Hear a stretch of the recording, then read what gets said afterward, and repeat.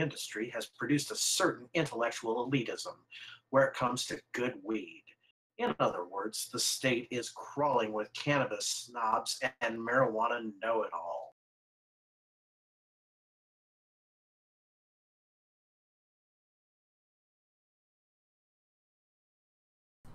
Needle, needle.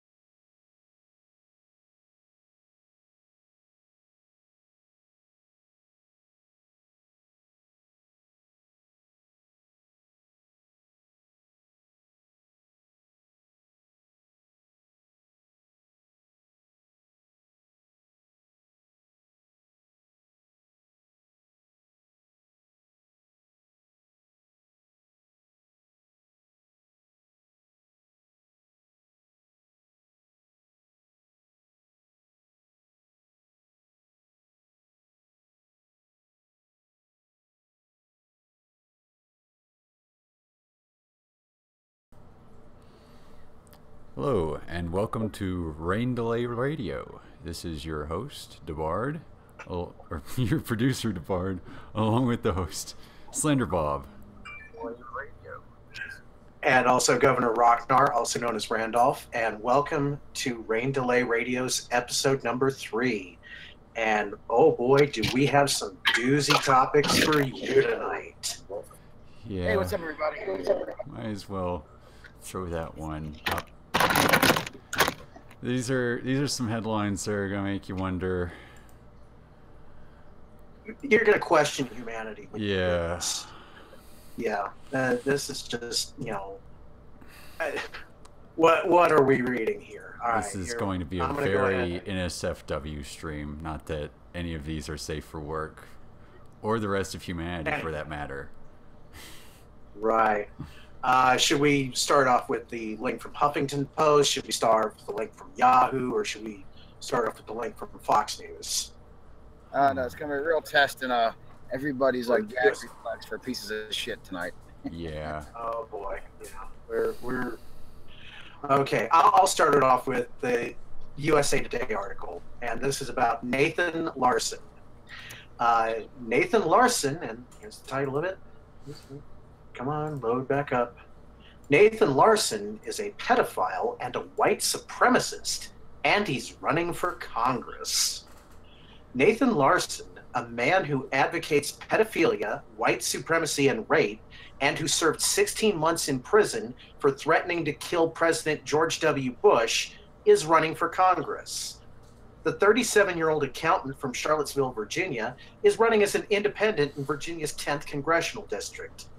Larson identifies himself as a, quote, quasi-neo-reactionary libertarian. His platform includes drug legalization, the elimination of all regulations, including regarding firearms, and, quote, putting an end to U.S. involvement in foreign wars arising from our country's alliance with Israel. Larson's unorthodox candidacy further complicates an already wild race in Virginia's 10th. Six Democrats, including one who said President Trump poses as much of a threat to democracy as Osama bin Laden, sounds like Jeff Young there, are vying for the nomination to take on Republican incumbent Barbara Comstock. Comstock, considered one of the more vulnerable Republicans in this year's midterms, is facing a primary challenge from the right by financial planner Shaq Hill. In 2008, Larson sent a letter to the Secret Service in which he threatened to kill either George W. Bush or Barack Obama, according to the Washington Post. The following year, he pleaded guilty to threatening to kill a president and served 16 months in federal prison. Before seeking a congressional seat, Larson ran for the Virginia House of Delegates as an independent. His candidacy became an issue in last year's Virginia gubernatorial race because Larson is only able to run thanks to then-Governor Terry McAuliffe, a Democrat restoring civil and voting rights back to former felons. Ed Gillespie, last year's Republican nominee in the gubernatorial race, cited Larson's candidacy as a reason that restoring rights to felons was a bad idea and faulted Democrats who supported the move. While Ralph Northam, then the Democrat nominee and now governor, agreed Larson's views are abhorrent and that he is not fit for office, he stood by the move to restore rights to people who served their sentence and are now living as law-abiding citizens. In a rambling, hate-filled stream of consciousness he calls his campaign manifesto, Larson laid out his views on the world. A fan of Nazi leader Adolf Hitler, Larson said he wants to restore, quote, benevolent white supremacy, rebuild the patriarchy, eliminate child labor laws, and legalize early marriage. He has also advocated for the legalization of incest and child pornography. When asked if he is a pedophile or just wrote about pedophilic sex fantasies, Larson told Huffington Post Thursday, quote, it's a mix of both. When people go over the top, there's a grain of truth to what they say. Given his views, Larson acknowledged to the news site that his candidacy is a long shot, but he said that he thought he has a chance amid a blowback against political correctness. Quote, a lot of people are tired of political correctness and being constrained by it, Larson told Huffington Post. people prefer when there's an outsider who doesn't have anything to lose and is willing to say what's on a lot of people's minds.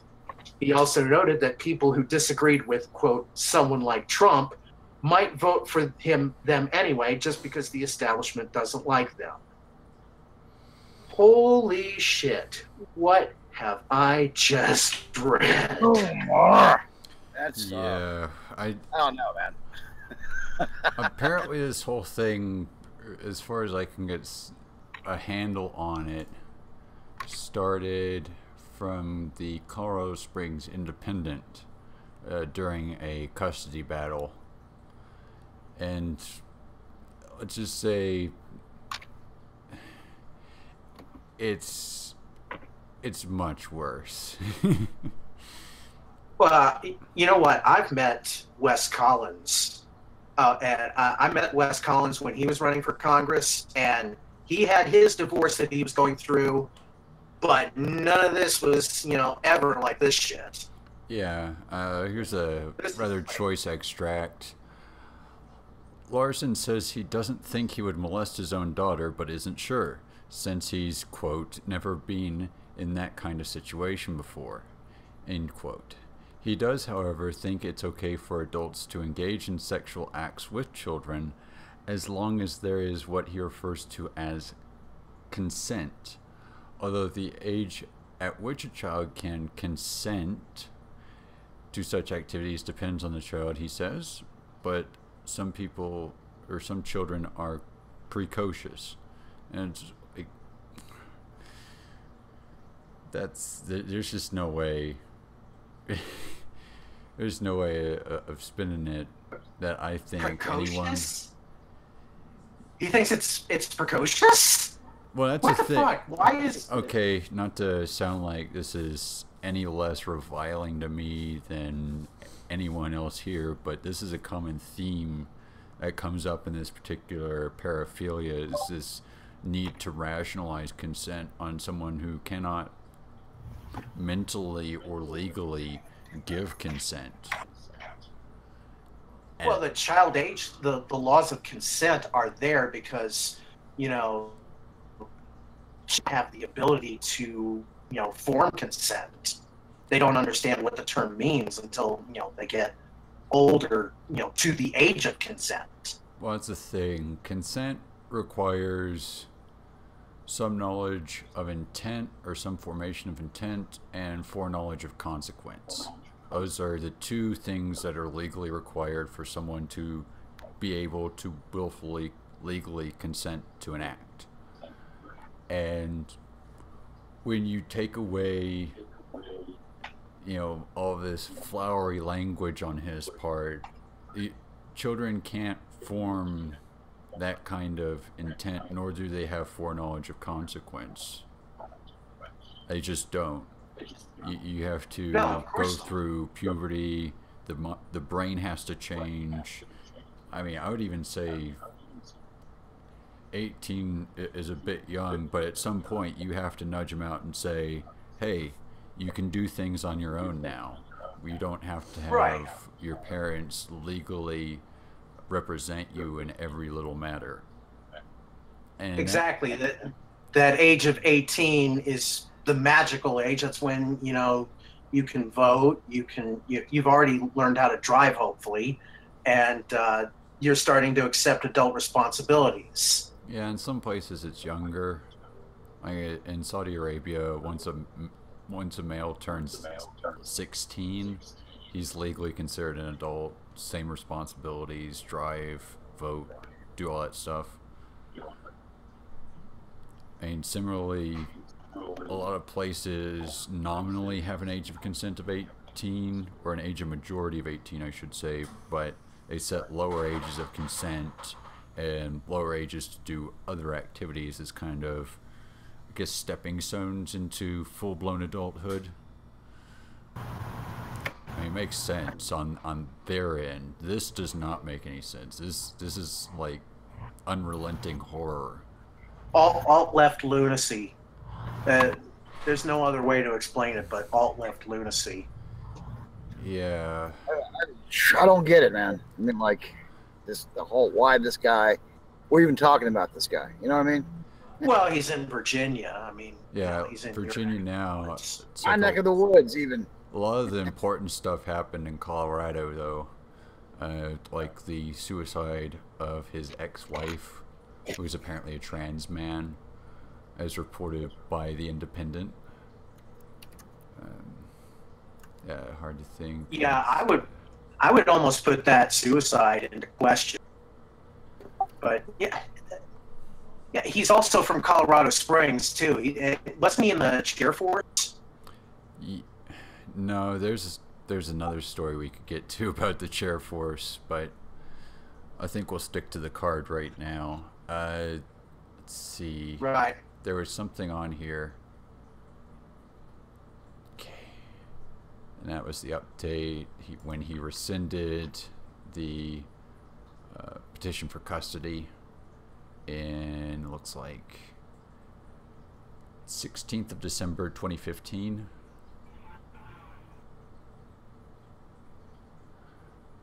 Let's see. Well, here, you know what? I want to go into this story from Fox News because this really kind of hit it home about, Governor Terry McAuliffe restoring his at voting the same rights. time, I mean, that was covered in the previous article. Like that. Oh, yeah, it was, yeah. But I think more to the point, you Terry have to be McAuliffe able to know what he was doing. Yeah.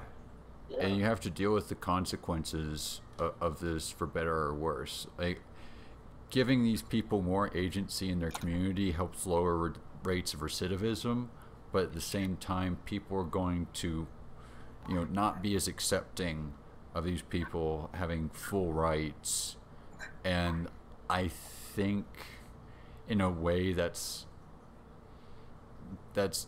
not a good thing.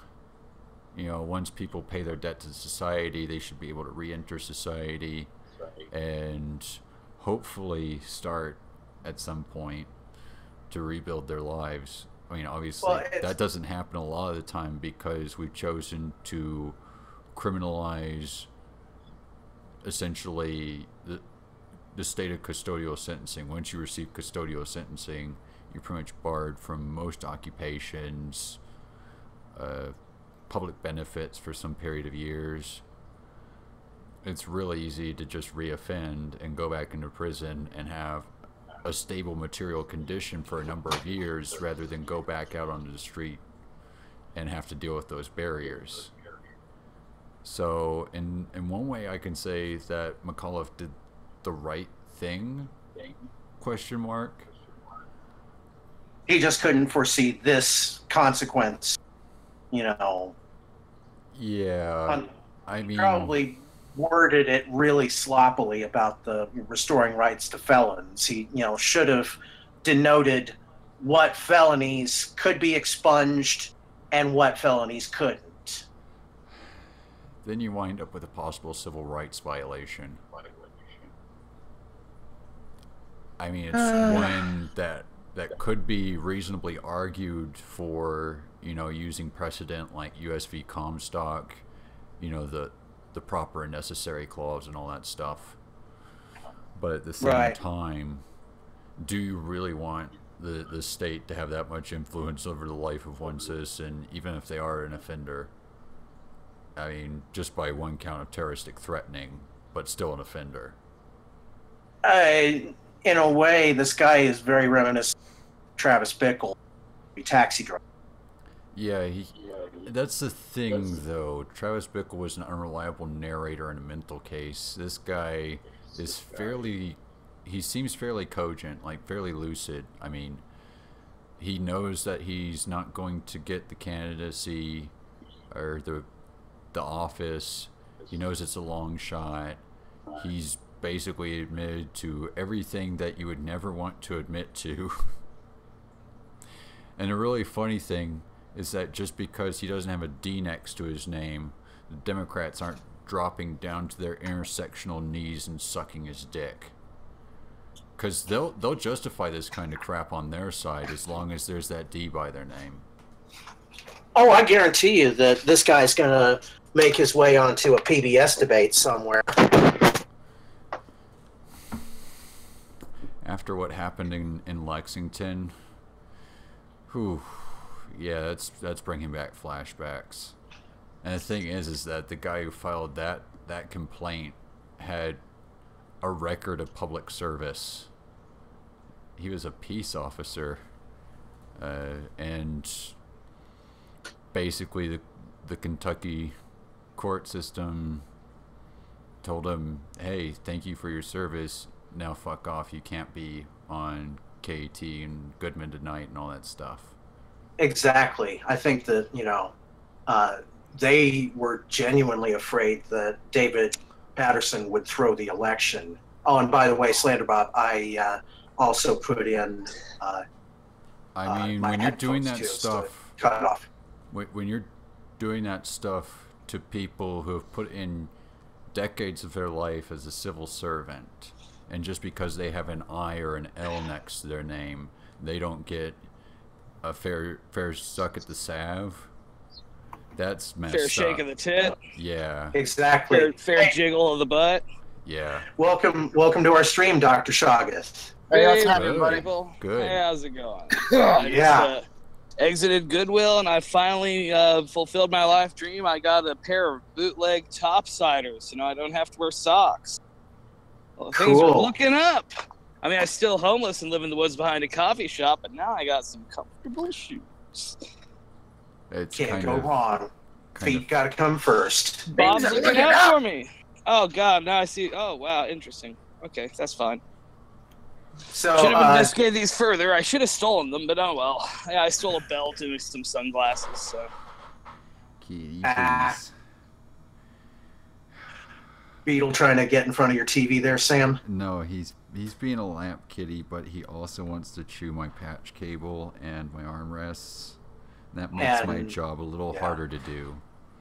Mm, That's cats for you. Yeah, That is. He's a cutie though. now, Dr. Shoggoth, get you up to speed. We're talking about Nathan Larson, a Virginia Is, congressional he the candidate. guy, is that the guy that did the Far Side? No. You're thinking Gary Larson. Oh. Oh, I not that wish. Yeah, you're I'd thinking. I'd vote for Gary Larson. I'd vote for Gary Larson too over this guy. What's his deal? Okay, Nathan Larson is a Virginia independent congressional candidate. He's a piece And- of shit. That's it. He is openly admitted to being a pedophile. Oh, I heard about that. Yeah, I saw about that. Yeah. He'll probably win. I don't know. He'll probably get. Going by our national precedents lately, he seems like that probably gave him a bump. Yeah. He's gotten a lot more publicity than I ever. To be fair, Yeah. this appears to be a gerrymandered as fuck Republican district, but it's getting pretty competitive. So I'm guessing this guy is a rabbit.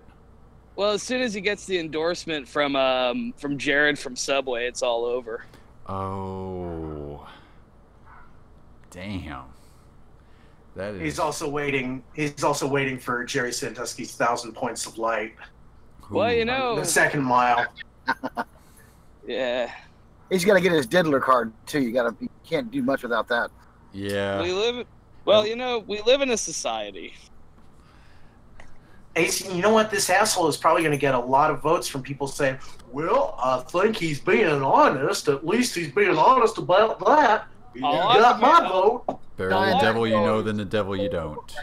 I like a man who says what he thinks, even if I don't agree with his policies of having sex with minors.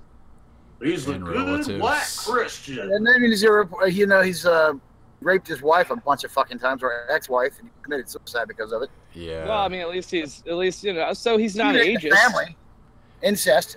All those check marks are there. Yeah, wow, he's a regular fucking. Get this guy on Game of Thrones. He'd fit right in. The only thing I can say in his defense is that at least he only has one count of terroristic threatening on his record. No, it's probably less than I do. Yeah. That's a rite of passage.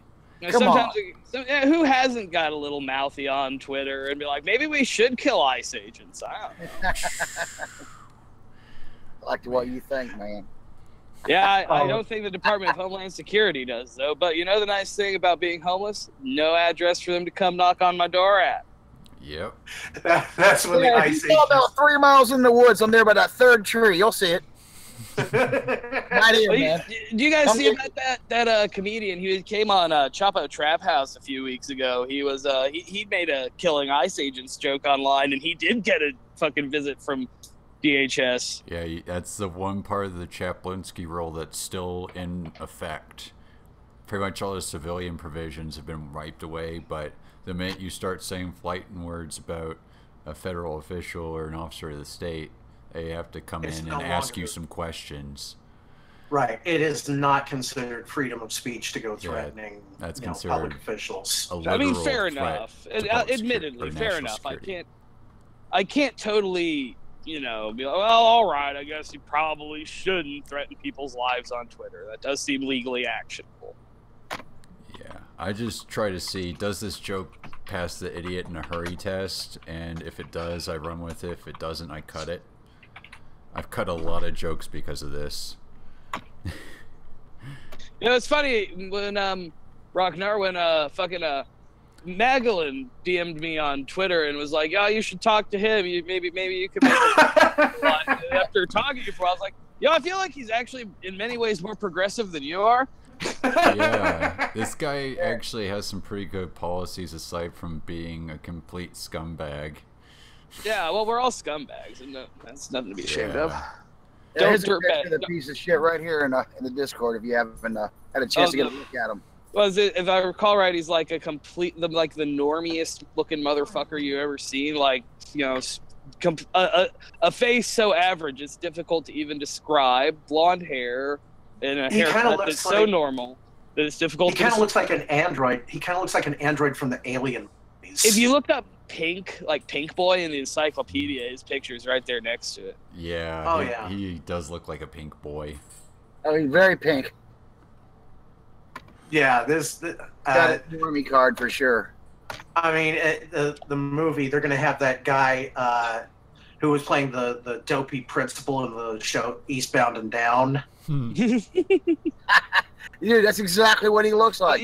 Or is that the same Andrew actor as the guy Daly? from Nathan Yes. For You? Wow. He does a bunch of commercials too. I forgot what product, but the guy, yeah, Yeah, Oh, he who's does that? the car. He Yeah. does the Does Carfax commercials. that's it. Yeah. Who's this guy who does that show where he reviews things on Comedy Central? Like he reviews addiction and race. That show's great. Nobody watches it though, so somehow it's like in 3 seasons. So Yeah. I it seems remember like that. it feels like the fact that Netflix doesn't release any is taking over, and the fact they don't release any of their like ratings or numbers means that nobody has to care about ratings or numbers anymore. Maybe. I mean, the most popular, the number 1 rated show in America just got canceled. So. Yeah, that was more to CYA than actual Cume or viewership. And like I said a couple of nights ago, I think Roseanne Barr, she knew damn well what she was doing. She just didn't Yeah. want to be on that show anymore. Well, it was a dumbass fucking decision on ABC's part because it's not like she hasn't been doing this for years. Oh, According absolutely. to people who have ears on the ground on this issue, Disney jumped over ABC's back, leapfrogged it, and pulled the show. I get that. Obviously it is her fucking fault. She's a fucking racist old grandma. That's what they do. She's done it for years. It's a known quantity. No one should be surprised. But pulling all the reruns is fucked up because everyone's out of their jobs and now they're out of their residuals too.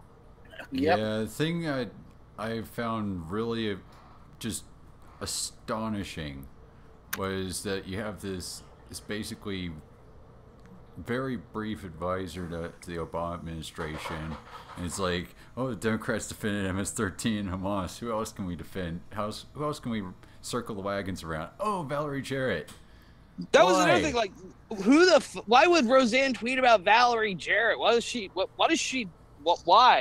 Because how she's- did that pop into her feed? Yeah, it Was she it took going through a while. folder of Was she going through a folder of memes from 2011 or something? Must have been. Must have been like old meme garbage, or because that's the thing.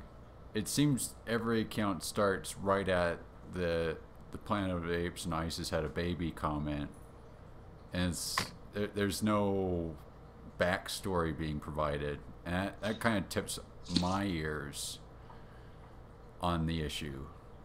Similarly, when I looked at the Larson case, I was like, this guy's being made. And then I looked through the backstory, and it's like, yes, this guy is a scumbag. I mean, my friend is actually one of my friends is one of the people who helped dox him. I could get the whole story from him, but doxing adventures like, they're really boring internet. Oh well, Lorana, who is? Everybody's had that one time when they were on a non-IRC and we're like, hey, we can totally just comb through these available sources and get documents and PIDs and all that stuff. It's like, I used to, back in my old Chantar trolling days, I used to be like the resident doxer of our group, and it's really attacked people like, oh, I can't believe it doxed me. Stalk is like, it takes like fucking 10 seconds to dox the majority of humanity.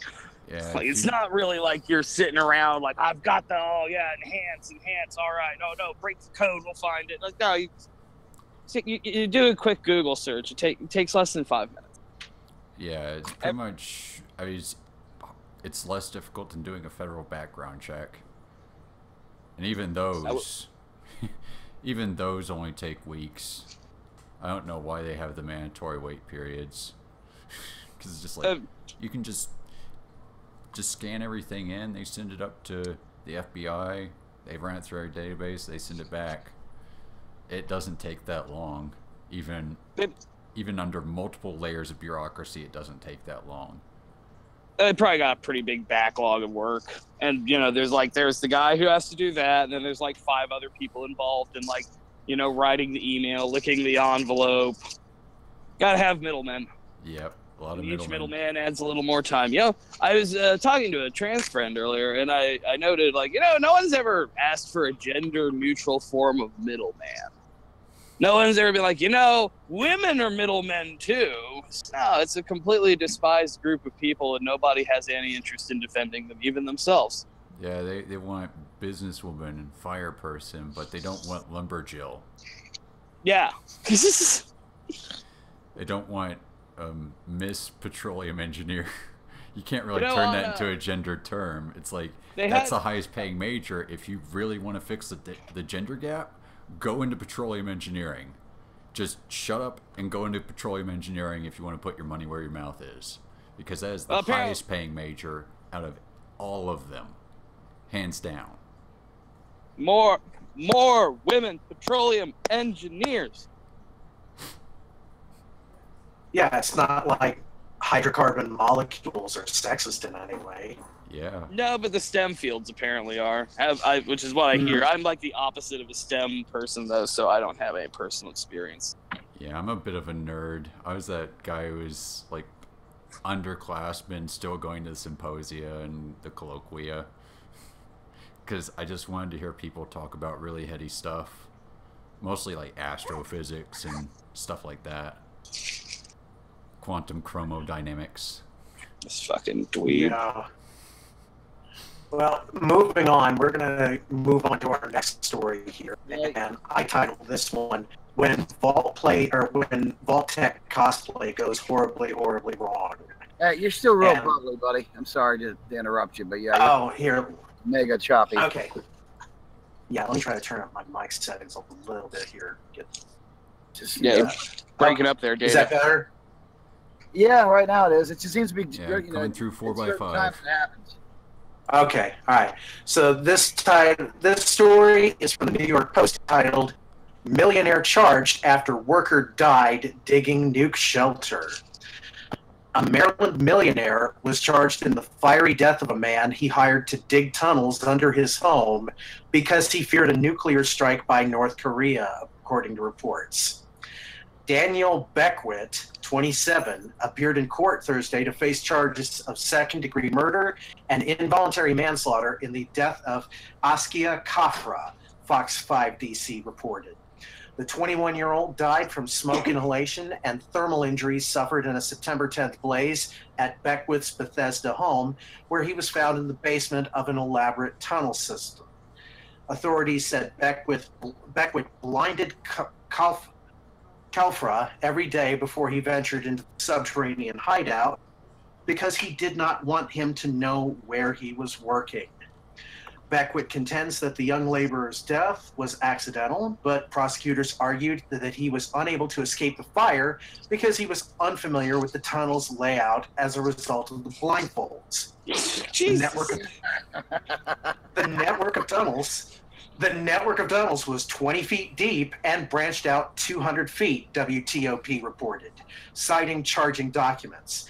They had been powered by a, quote, daisy chain of extension cords, which created the fire hazard.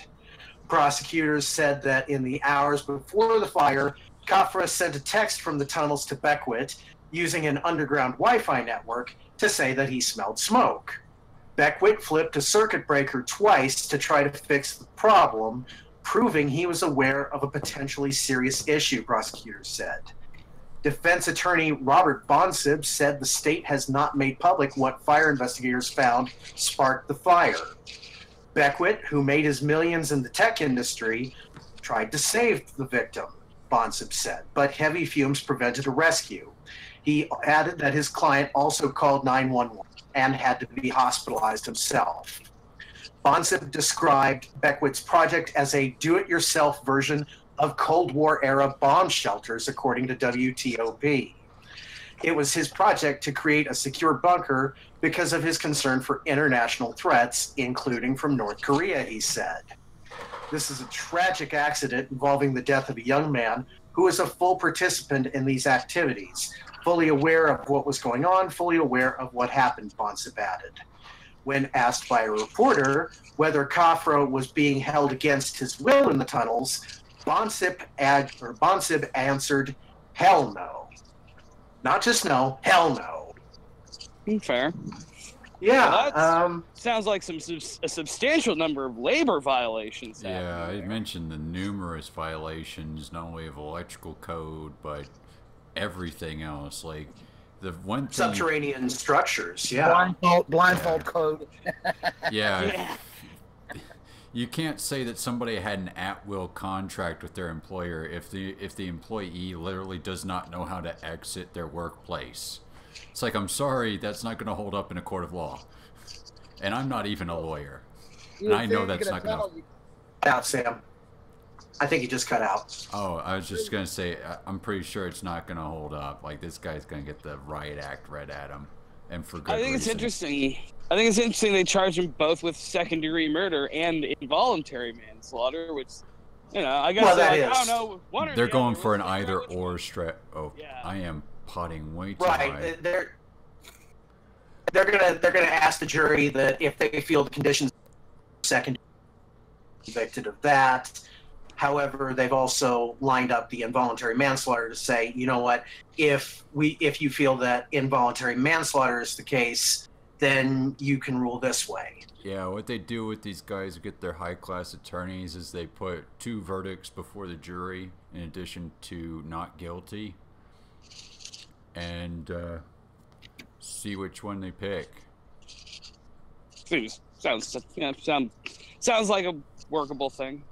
Yeah, you have to do special jury instruction. The judge does that stuff, but you have to instruct the jury essentially. If you find the person guilty of one charge, you cannot then, you know, say they're guilty of the other charge, even though they have to read both verdicts. And, you know, if it's a guilty on both, then the judge has to take that into consideration and sentence accordingly. Oh, well. I mean, that's the thing. Most of it's with the jury because they're the quote-unquote reasonable individual in the whole case. They're the ones whose eyes are the lens through which we consider reasonable legally. My question is this. He lives in Bethesda, Maryland. What in the fuck is he worried about a nuclear attack from North Korea? Yeah, it's like they don't have that strike capability. They can barely land one in the Sea of Japan. Wouldn't pretty much anything in Maryland be like downwind of DC and potentially susceptible to a lot of fallout and like you know Oh yeah, if they had intercontinental capability. Sorry, my cat's fish scooping right now. But if they had intercontinental capability, yeah, I would understand fully. But they just don't. And the fact that Kim Jong-un's going to denuke because of the fact that they don't have stable launch platforms or really any way of doing a proper test because their rockets are crap and probably like second or third hand Soviet cast-offs. It's like, what are you gonna do? You can't roar like a tiger and then look like a kitten. Plus, we have. Yeah, go ahead, Chagas. But these guys who just make all these like really successful tech guys do seem kind of like an interesting, creepy, crazy, and stupid. I mean, they're not usually the ones who actually created or coded any of the tech that made them famous. They lacked any of these skills. They probably didn't even have the idea in the first place, like our good old, our national mascot, Mark Zuckerberg. I think he knows how to code, used to know how to code a little. Yeah. He kind of looks... He did a lot of first Ajax. It's a little coward. Oh, yeah. Yeah, these tech... These successful, millionaire, billionaire tech bros are all fucking lunatics. Yeah. So this is unsurprising. I would be too if I had to write, like, the same async commands over and over again. That's a JavaScript joke. Sorry. Sam, you hit upon what the real intention of this network of tunnels was. Yeah, this thing sounds shit. like it sounds like a fucking rape dungeon, dude. It sounds like he's trying to put the excuse to the courts, even though the courts have suitable finding of fact to gainsay his narrative and blow it completely out of the water, as demonstrated in the report. I honestly don't think this guy stands a chance. I mean, you get caught red-handed building a fucking rape dungeon, people are going to go, where are the permits? Why didn't you have a labor certificate? Why didn't you pay taxes on the labor? You know? Too many questions. It sounds like his biggest mistake is being a millionaire and not a billionaire, and that's why he's going to go down. Yeah, that's pretty much it. If Zuck did that, oh, no. Zuck's probably done this 5 times, but, he's... No, Zuckerberg's got problems of his own right now with the volcano in Hawaii. Oh, yeah. That's eating up the hoity-toity district. Oh, no. Yeah. Not the hoity-toity district. Yay. All those wonderful people who hang out there eating $20 cheeseburgers. Oh, it's okay. I prefer the other islands anyway. But he's got kind of a creepy Dennis Reynolds vibe to him too. I wish he's more like the like prosthesis laden Glenn Howerton that they did the stand-in for that one episode where they just put him in a fat suit basically and made him act like a pedophile. Yeah. Chagas, you got anything more to say about the Maryland millionaire? Fuck him. I hope he gets what's coming to him. That sounds like, I mean, I'm sure this worker didn't make all the best decisions in his life to end up in that situation, but he's not the one responsible for the working conditions he's placed in. Yeah, he kind of went with it the moment that he put on the blindfold, I think. Yeah, though admittedly, once your boss puts you in a blindfold, it could inspire a fear of leaving your boss. I mean, Jesus Christ, even the Empire didn't blindfold their workers when they're constructing the Death Stars. Yeah. Yeah. It's not like, good. We want you to solder this. We want you to weld these plates together, but do it blindfolded. Use the Force. Use the Force. Yeah, I hope they take him. I hope he goes away for a long time, and the worker's family receives a substantial amount of compensation. Oh yeah, the wrongful death suit on this is gonna be like, it sucks that it's a wrongful death suit. I don't mean to downplay that aspect, but the legal proceedings from that are probably gonna be pretty dank. Yeah. Just watching the judge read him the right act for the second time. I believe in redistributing the wealth, and I guess this is one of the ways to go about it. Just wish it was more efficient and less tragic. Yeah. I wonder what side Daniel took on Gamergate. I think it's pretty obvious. Well, if he's building a rape dungeon, he was probably anti-Gamergate, if I'm going to be honest. Yeah. Given how much of those guys have turned into complete sleazeballs. I'm not saying that the Gamergate side's any better, but at this point, if you're going, I'm better than you, you probably aren't. Especially considering this is a dead meme, you know? Yeah. But it's still, I mean, it's still in the games industry. That's the thing. The civvies think it's a dead meme to civilians, but to the guys who are actually in the industry, it's still very much a meme. So much so that they had to fake bullying, you know, an anti-bullying group on YouTube for that. Oh yeah, that was great. I've never seen so many PR disavowals in a single day. It was glorious. Oh yeah. My job, I work at the convention center here, and they got this thing called DreamHack going on right now. I was doing setup for that. It's some kind of esports shit, and it's doing a lot. It's gamer hell, and it's doing a lot to confirm my biases against, you know. Hey, yeah, culture. Ice Poseidon's actually going to be in your area tonight, I think. Ice Poseidon. He's a fellow YouTube streamer. He's got thousands and thousands of viewers. I don't think you want to put us in the same class as Ice Poseidon. He does much longer content, and his production values are much better. He's also got a recreational vehicle that he's driving across country to go to. Yeah. Oh yeah, if you, that's the best way to do it. He's also got a recreational vehicle across country to go. Oh yeah. Someone's echoing here. Hold on. Oh, yeah, because I plugged in my headset for this. Let's start to say, might have been too close to the mic. No, if you got your headset on, it's not you. Okay. Anyway. Shouldn't be me. I've got a headset on too. Yeah, we're all good. Okay, so should we just go ahead and lead in? All right, I'll put that one up now. Yeah. Okay, and this is out of Oregon now. Oh, my adopted home state. Oregon says no more new marijuana licenses. Boo! Portland, Oregon. From, streamed from KEZI.com, courtesy of the Associated Press. When Oregon lawmakers created the state's legal marijuana program, they made low barriers to entry to convince pot growers to leave the black market. As a result, weed production boomed, but with a bitter consequence.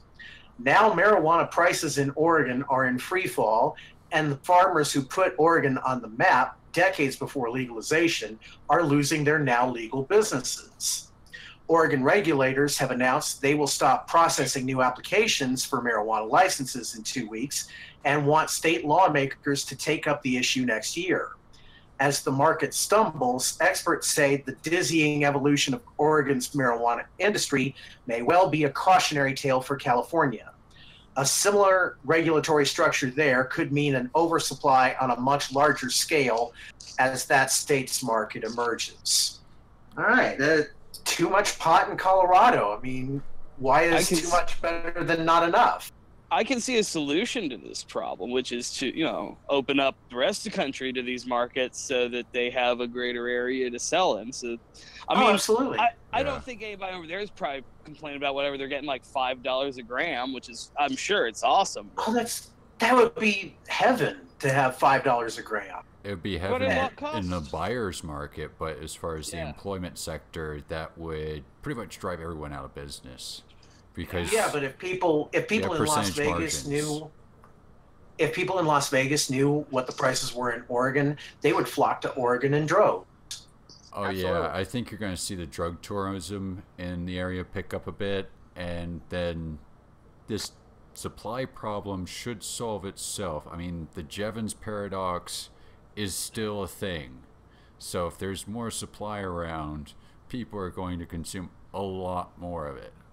And that applies even to people flying in. It's the same thing with gas. When gas prices are lower, people buy more gas and people use it more. Yeah, that's the paradox in a nutshell. Mm-hmm. But I can see a couple of solutions that if the state of Oregon were to buy the excess weed and then offer a program to distribute it free to people with Veterans Administration cards, for instance, or to cancer patients, to AIDS patients, to people with, life-threatening terminal illnesses. Allie, if Allie was in Oregon, she would benefit greatly from something like that for her Crohn's. Yeah, I think that's a very passionate and also a very Keynesian way of looking at the economy. I mean, if you have the government buying into the market, it should ideally be at last resort, since the government is the lender of last resort in any sort of economy, especially mixed economies like we have here in the U.S. Yeah, the question... Go ahead. I'm a Marxist, but I mean, the libertarian solution is the one that seems most sensible. Like I said, just open up more markets. Yep. That's the great thing about it. Even amongst legalized states, you can't engage in any interstate commerce in that. So. Yeah. Thank you, Gonzalez v. Rach. Yeah. More like Gonzalez Reich. Yeah. I don't know what it's gonna take, because it seems like states have suitable tax models. I mean, barring Oregon's little kerfuffle, a lot of places do realize that you need to occupationally license, you need to inspect, enforce compliance, that sort of thing. But well, yeah, and Oregon is like just jamming its hands full into the market and going, okay, we're going to pick this up now, and just digging it out. The beauty of legalization is that it leads to a cleaner, purer product. You don't have assholes out there selling you, a baggie of oregano. Or oregano, dead leaves, Dirtweed shit. Dirtweed covered in miniature glass beads. Or even worse, K2. Oh yeah. The spice. Yeah. Is that what K2 is? Yep. Yeah, that Pretty shit's. I was walking home a few weeks ago and I saw some dude on the side of the road rolling up a blunt, and I just assumed he was rolling up with good, healthy, marijuana. And so I was like, hey, man, I'll give you a couple cigarettes if you let me hit that a few times. He's like, well, it's Kush. He's like, yeah, that's perfect. Of course, I hope it's Kush. And had a few hits, and I was like, wait, I know this taste. Oh, no, it's K2. He's like, I told you it was Kush. He's like, that's not. Is that Kush brand? Is whatever fucking weird Chinese research chemicals you're smoking there. I had a miserable time. Another time I was walking down another place, saw a similar thing, and a different guy. People are smoking in blunts now, but I only smoked it in bowls one of the few times I did it. But he asked for a couple cigarettes. I was on my way to get cigarettes. I told him I'd give him one on my way back. I come back. He's just on this bus stop bench, just gone, blasted. It's like, you don't know what's in that shit. It's different every week as they keep changing the formulations, and just that stuff's fucked up. That stuff was fucked. Yeah, I think that's probably the fatal or the perverse incentive of the drug war, is just the analog treadmill. I mean, we ban these things. We're like, okay, we can't do anything or these analogs, but the analogs are not really well defined in the US code, so they can tweak just a few functional groups, have something with roughly the same potency and effect, and ship that on the market, wait for that to get banned, and repeat the process. And those tweaks keep adding up and keep changing the molecular composition of the product into something that's increasingly unknowable.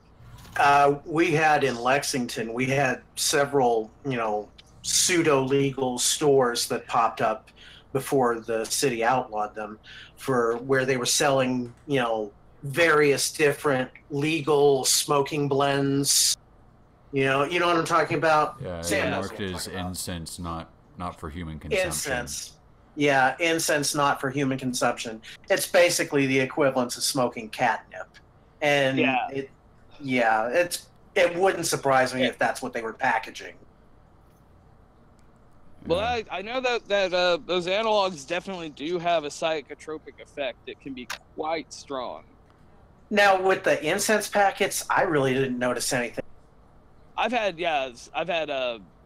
there's a difference, but all the K2s also says like incense not for human consumption on it. But I know that some is less. I had some that once that didn't do shit, and then I've had some that does way too much shit. Yeah, One thing I'm never ever gonna fuck with again is Salvia Divinorum. I've never tried salvia, but I've been curious. I'll try it at least once. Stay away.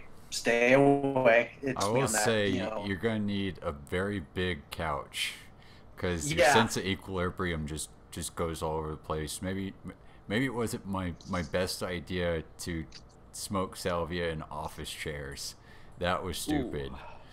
Yeah, that. Yeah, nice. Well, it was a bad idea for me to stand up salvia. Oh yeah, don't do that. Your sense of locomotion is just borked for like 15 minutes. You gotta deal with it. You just gotta roll with the punches. You just get this really uncomfortable feeling to you. It feels like time is melting, and it feels like you're in touch with the X, Y, and Z axes of the universe all at the same time. Like if you're experiencing body load, that's usually not a typical effect. If anything, there's a sense of very profound depersonalization in most cases. Like I can remember I was like, I feel like I'm in two places at once. First time I had it was 20X, just took a few puffs and I was gone. It's just I have a firm fun. policy if I'm willing to try every drug once. But yeah, I've been around some people using certain drugs and that's enough for me to go, nope. Yeah, I've seen how bad crack is, but I'm still gotta try it. Yeah. Colorado's actually considering legalizing mushrooms. Safest thing you can do. Yeah, they are the safest thing you could do.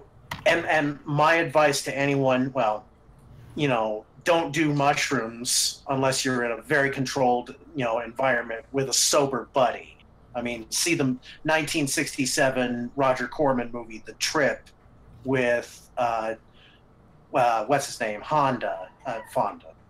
I have never had a trip sitter, and Peter Fonda. Don't have any interest in ever having one. But I guess for some people it's certainly a necessity. Yeah, I've done solo trips, I've done group trips, never any real trip sitter. And honestly, we just minded ourselves. If I needed something, like if I were going on a trip and things just started getting too real, I just look over at my trip buddy and like, okay, you got any of those nice Risperdones, please? They just send me one. I'd take it, go to sleep, just sleep it off. And you wake up and it's like the normal kind of groggy feeling that's associated with waking up out of Risperdone sleep isn't there. It's almost like it just takes away that effect. When I get a bad trip, I just roll with it. It's gonna be educational. I'll value the experience later. Yeah, I don't want to say regret, but I kind of wish there were the type of person who could go into those sorts of trips, because they seem like they're really great fodder for creative material. Like it seems like when your brain just turns it all the way to the left and rips off the knob, so to speak. You learn a lot about yourself. You learn a lot about yourself on the good trips, and then those are always the nice things. But you gotta remember there's a lot of unnice things about us, and it's educational. Yeah, I've had lots of fun on experiences on mushrooms. I mean, those are good. I don't really like mushrooms that much, actually. They're I like alright. acid, but not mushrooms. Oh yeah, You know what the secret superb. is to mushrooms, though, right, Shagath? What's your version of the secret? All right. Everybody's got a trick. Everybody's got a secret. Right. I ate a good hearty meal. This was at 1X Day in Brushwood. I ate a good hearty meal, and then I drank some Maalox as soon as I ate the mushrooms. And the idea was the Maalox was to cut the kind of feeling of nausea to, keep me from throwing up. And it worked. I never thrown up, but I mean, the worst time I had on them was when I took a whole eighth at once, which was probably not the smartest idea, but... Oh, I wish I had the gumption for that. Dr. Legume said I took a heroic dose of mushrooms that day. You took I think it was an entire eighth. Yeah. Dr. Legume says a lot of shit. Yeah. But in this case, he was telling the truth. Him and I are probably the greatest showman. Friends. Oh, yeah. He does have a habit of getting under people's skin. Yeah, he likes it. And, good for him. He's good at what he does. He's good at what he loves. So... It's like one of those what ifs. What if you put Dr. Legume and Dick Masterson in a room? What would happen? How much usable footage would you get? That'd be interesting. Yeah. Dr. Legume's lucky he's a sub-genius and not involved in another social organization or fraternal order. Oh, yeah, definitely. Legume told me this one story one X day, and he had gotten like a 500 count supply of trazodone as a prescription for, his issues. And he really felt that he didn't need the trazodone. So what he did was he just went around his neighborhood in Philadelphia, and he's selling trazodones to various people at $5 a pill. And he noticed a couple of weeks later the crime rate had dropped immensely around his neighborhood. I will never accuse Dr. Legume of not having good stories. Yeah, he's a raconteur, if anything. He is try and understand my enemy's good points. He has great stories, and he is a fantastic storyteller. He's a quite engaging, raconteur. Just don't ever let him talk about fucking politics, and he's losing his edge. Yeah. He's doing the whole I'm not like such a fucking SJW that I always have PC, but there's also an element of don't you have another joke? Don't you have anything else in your bench other than I'm triggered or did you just assume my? It's like get another fucking joke, dude. Yeah, I think that's kind of why we got tired of Magdalene, is because she just would not give up on this hashtag nonsense. Yeah, I mean, god damn, shut up. At some fucking point, man, you gotta just fucking cut the cord and go. We lost. Yeah, that's what I did. I woke up and I was like, Trump won. I'm gonna Hillary deal. Clinton will never be president. There's no way it will ever happen. It's not gonna happen. And I was arguing with her once about impeaching Trump. She's super on the impeach Trump train. It's like, you know what that gets you. That gets you President Mike Pence, right? I told her that too, and she was still insistent that no, a court is going to reverse the election results and make Hillary the president. She got 3 million more votes. Where is that in the Constitution? Could somebody please point that out to me in the Constitution at DeBard? Just please, because I want to understand this line. Because Larry Tribe peddles this shit.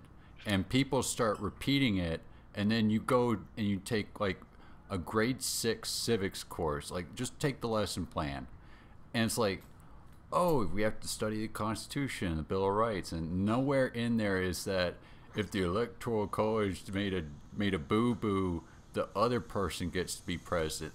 That's not in there. It goes down the line of secession directly from president to vice president, president pro tempore to Speaker of the House. I mean, it's not that hard. There's a line of secession to the presidency, which I feel kind of weird saying since this is a republic and not a monarchy. But yeah, there's a line of secession. Well, her point to me was actually because she didn't say anything about that, because I was just going on about President Pence, and I'm from Indiana originally. I know what that guy's up to, and it's no good. Nobody wants that except like the fucking fucking most insane, fucking evangelical freaks. But her whole point was like, it's a matter of justice. It's a matter of doing the right thing. It's a matter of, saying this isn't cool. Like you don't care about the outcome here, because your fucking justice is gonna get it's gonna send like every gay kid in the United States to fucking get electrocuted out of being gay. Mike Pence, to me, he looks like someone just before he gets arrested in a gay bar in a men's room snorting crystal meth with a twink. Oh yeah, he has Yeah. that Silver Fox vibe to a T. You just described a pretty good night, and Mike Pence doesn't seem like the kind of person. Look, there's nothing wrong with real and meth. Fucking twinks. That's a good time. Twink, Yeah. twank, twunk. Trap no state now. Snorting twinks and snorting meth. Yeah, snorting twinks and rail. Yeah, fucking. Fuck, Rail just and put the twinks. rails in. One way You or know, another. Hitler was addicted to crystal meth. Yeah, well, who hasn't done it? Who in our lives has done a little bit of meth? Yeah. Is it meth if it's in powder form? I think the dog agrees. The dog Yes, he does. says, Sorry about that, guys. No, you're fine. That was just the beautiful timing of it. that was really great synchronicity. Who says I don't add anything? Christina, she's got a notification on her phone. It's Brack from Space Ghost Coast to Coast. And every now and then, Brack interjects, "Yeah, buddy." I used to have a Brack shirt with Brack holding out his arms and said, "Yeah, buddy," under it. I miss that shirt. I have about maybe half a bowl's worth of frop I found in my pocket. That's Really? But I don't have a bowl. But so I'm gonna figure it out. I'll make a little spliff. Just take some tobacco out of a cigarette. Yeah. For the listeners at home, this show is done on illegal substances. Yeah, you want they're legal you in kids our wanna hear- states, You kids want to hear Yeah. a crime? as far as people know. Not here in Texas. Oh, yeah. Hey, at least people aren't gonna worry too much about it, especially if you're in like the, what is it, Austin area, thereabouts. Yeah. If you're in Austin, they don't care. Oh, nah, nobody gives a shit. The cops don't give a shit. I actually don't know what Austin cops actually do. Are They you don't in pull over Austin? drunk drivers. Yeah, they don't pull over drunk drivers. I know they don't do Yeah. that. Man, I Wow. lived in Austin for like 20 years, man, and like, yeah, you're right, man. I had one run-in with the cops, and that was when they pulled over a friend of mine who actually had been drinking. I had forgotten to pay a ticket from like 2 years ago, and they ran my license and they threw me in jail for a night. Aside from that, I have just numerous times driven fucked up beyond belief and like rode right past the cops. They really don't give a shit. Oh, I heard one of my friends tell me the other night one of their friends got pulled over for drunk driving. The cops just charged him with public intoxication. Nice. I Wow. know, right? Got to keep those That must have been a $20 very generous cop. and they need the drunks on 6th Street to help run the city. Oh God, I don't like 6th Street. Oh, I hate it. It's like, oh, it's the party place. Like that's where fucking normies party. I've Also, always- the fucking bums down there are the worst. Oh, another nice thing about being homeless is I can finally like yell at bums when they bother me for money instead of like be like, oh man, I'm sorry, I know it's rough. I just be like, fuck off, I'm wearing headphones. no shit. Yeah. Yeah. Well, before Slander Bob leaves to head to the store, let's put up our wild card topic, and we'll just let people at home just kind of read it. And we'll go from there. Do I have the wild card in my? Oh, I forgot to put that in I'm the gonna run stack. and I'll talk to you guys in a bit. It's in show prep links. Okay. Let me just check here. Should have done this much earlier, but I'm doing it now, and that's what counts. Yeah. We'll do it live. We'll do it live. Fuck it. Fuck it. We'll do it live. Okay, there we I- go. I kind of like this. Consider this like fly by the seat of your pants radio. It is. That's how we do Homo Vulgaris. It We is Yeah. usually have a couple very- topics on hand, but Yeah, we had 3 started, and this is our wild card.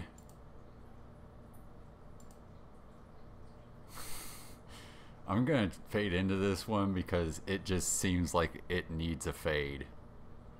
Yeah, this one needs a fade because Oh, we're gonna that's let unfortunate. this sink in for our audience. Uh-oh. Feel like guys are about to hurt my brain here. Yeah. Probably. Apparently, All right. B-Dub Harder, shit Daddy. posting is a new meme. Oh, the Buffalo Wild Wings tweets? Yeah. God. yeah, read those. It's beautiful. You need it's just like I'm gonna embrace the IG. I know that sells now. I'm gonna embrace it. They're leaning the fuck into it. Yeah, it's beautiful. Just yes and the joke. That's all you have to do is yes and your own jokes. It's easier than doing improv because you don't have to yes and anybody else's jokes except your own. What? Yeah. Did you take classes with UCB? No, I would never set foot in that shithole. UCB is a cult. They're Ugh. ruining comedy. Yeah, them and CalArts ruining animation is really making me want to go on like a pop culture war. Or maybe make a series based around that. I think the trick's just to make better shit and not.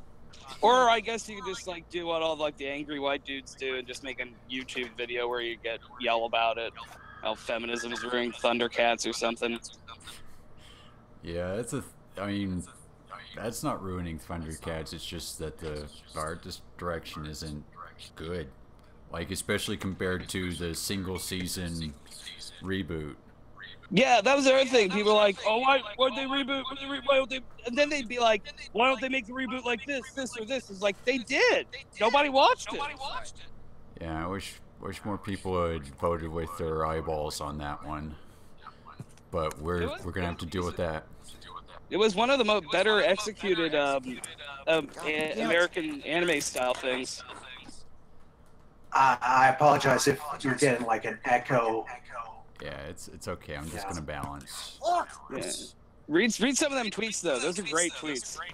It's Probably the first corporation to use cum.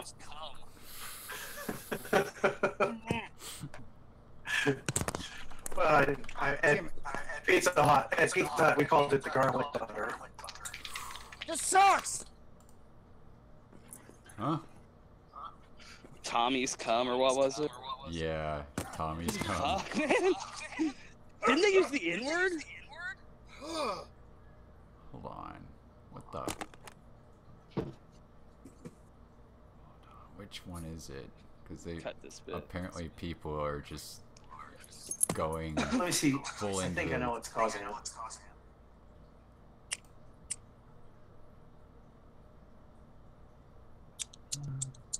Aw. No wonder I couldn't find them. Apparently they got hacked. Oh, that makes way more sense. I guess I could see the whole, like, let's go into this whole, like, irony meme thing, but... Yeah, I wish people would commit to the post-ironic memes. I'm waiting for the Sonic the Hedgehog Twitter to say cum. Oh, God. Well, I think that's more appropriate for the Sonichu Twitter. Well, hey, you guys can't talk about Chris Chan. That's my show's beat. Oh yeah, yeah. I forgot. We don't want to summon the jerk-offs. What if, yeah, you got, hey, everybody listening. You should also listen to a podcast called Homo Vulgaris. It's basically what if Chapo Chaphouse talked about horse sticks and Sonichu instead of politics. Also politics, but not much politics.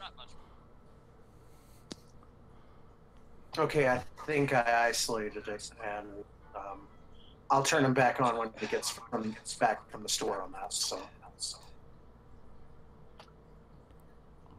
It's still Okay. coming through. All right. Can everybody? Shagath, can you hear me better? Yeah, it was still some echo, but I can hear you. Much better. Okay. Yeah, I isolated. But what gets me is that Buffalo Wild Wings just recently won the KSR food bracket. I think that this puts that banner in serious jeopardy, especially where Louisville lost their banner for something very similar. Well, that wasn't so much that U of L got hacked as much as the people running U of L were hacks. and sleaze merchants and all sorts of other nasty stuff. Hot take. Hey, they already had the case over it. I could go for some queso.